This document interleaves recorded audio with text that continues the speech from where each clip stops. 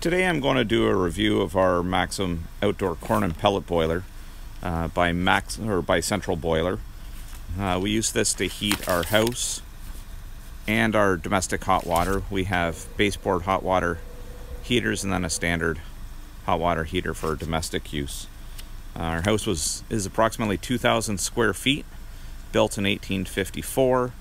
We have replaced most of the windows and doors in the house, but still 1854 farmhouse is far from efficient at this point. We've had this unit for approximately 12 years. It's still going strong, working great, other than a couple of maintenance wear parts that I've had to replace over the years. It's been fantastic for us. No real complaints. We purchased it in 2008 after our first winter in the house, where we spent about $3,500 worth of oil for our oil burner, but that's kind of what stirred the windows and doors and then had us look for something more efficient heating source in the Maxim boiler. The pellets, we burn probably about $1,700 worth of pellets a year. The price has gone up on pellets a little bit over the years. We burn about 16,000 pounds worth of pellets, so that transfer at 11 cents, so just shy, right around the $1,700 a year mark on that. That saves us close to $2,000 on heating costs in a year, as opposed to $3,500 in oil. And we typically run it from mid-October to mid-April. If we do need any heat outside those months, we just flip on the oil boiler in the basement and take the chill out from there. But it's been fantastic. We rely on it a lot every winter. If you're looking for some pros and cons, the pros of it is you save a bunch of money, and I would call this carbon neutral. We're burning all recycled wood pellets in it, so the pellets are ground up skids, waste cut from new construction, ground up and pressed into the pellets. So that releases as much carbon as a tree dying in the forest, and we're not using a fossil fuel. This is completely renewable resource.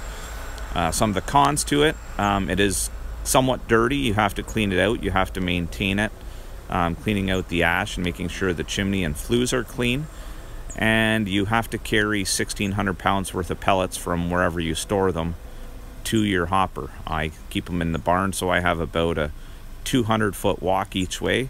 So 1,600 pounds over the course of the winter, that's a fair amount of work. But to me, the cost savings is worth it.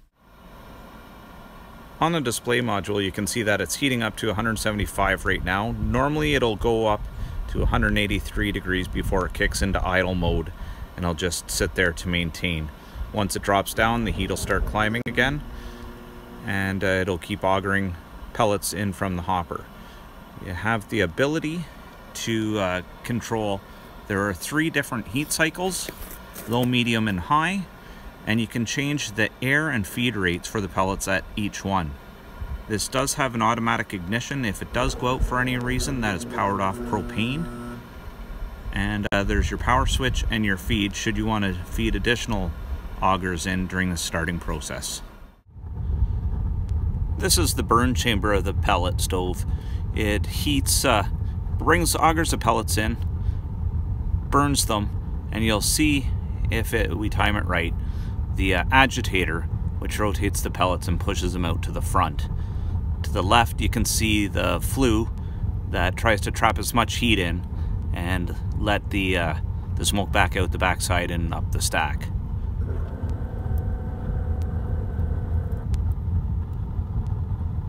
As you can see here, I'm about due to empty out the ash and give it a cleaning again.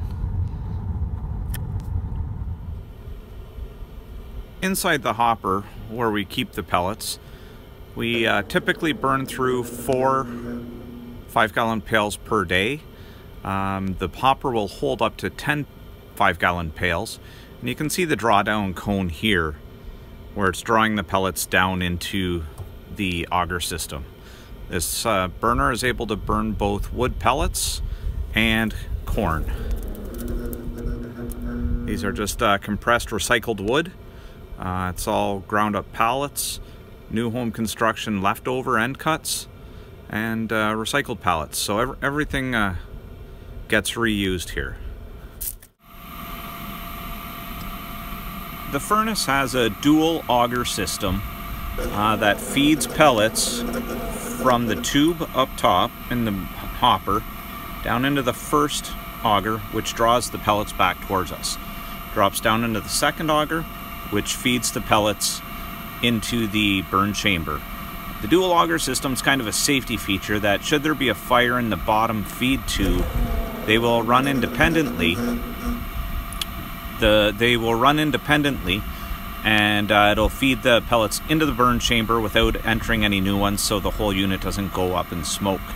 Over here is the water pump that pumps it from the holding tank, the heating tank, into the house to the heat transfer plates.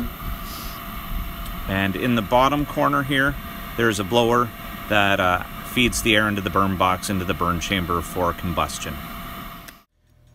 The hot water from the outdoor furnace is pumped into the house and goes through a heat transfer plate to heat the water that goes into our oil burning boiler. The boiler we use now as a backup, but the predominant heat source is the outdoor boiler run through these heat plates. The pipes also are run through our hot water heater and go through a heat transfer tube and warms up our hot water heater along with the electric backup that the heater runs with in the summer. It'll normally keep up to the hot water demand, but if we have a couple showers back to back, being it is kind of passive heating, it doesn't heat the water up all that quickly. So we do keep the electric on, but the bulk of the heat source through the winter months is through the outdoor wood furnace. You can see the agitator aerator, which is sticking out. That's what turns the pellets. This one's starting to get worn. I should replace it at the end of this season. I have just replaced the burn chamber box with one that I've rebuilt. You can see there the welds are ugly, but I've welded in a new plate, drilled some new holes in it because that side had burned out. I'll show you what it looked like in the other one that I just removed. This here is what a new aerator actually looks like. I showed you the one in the burn box, how deformed it's been from the heat, the blowtorching effect of the stove. This is what they look like new. I had been burning through them quite a bit in the past, but I found out if I turn my air pressures down, they hold up a lot better. Since I did that one, I've had this spare waiting to go in for about 3 years now, but ever since I turned down my air rates, it hasn't been wearing out as quick.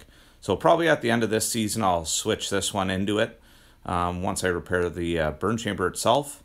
But those are the two main wear items that I've had to replace on my pellet stove over the last 12 years. Other than that, I haven't really had to do anything other than general maintenance, cleaning the stove itself. Here we have the old burn chamber removed out of the boiler unit itself. And you can see over time how that side there has rotted out. I'm guessing due to the rotation is why this side burns out first, rots out, because the other side, it is fine. So you can see there, that side's just got a little bit of soot still on it. I didn't clean it up that well. But the bottom itself always stays pretty good. But that one side's rotted out. So I showed you how I welded up that other burn box, and I'll do the same to this. I'll just cut it out, put in a new plate, and this one will be good to go again.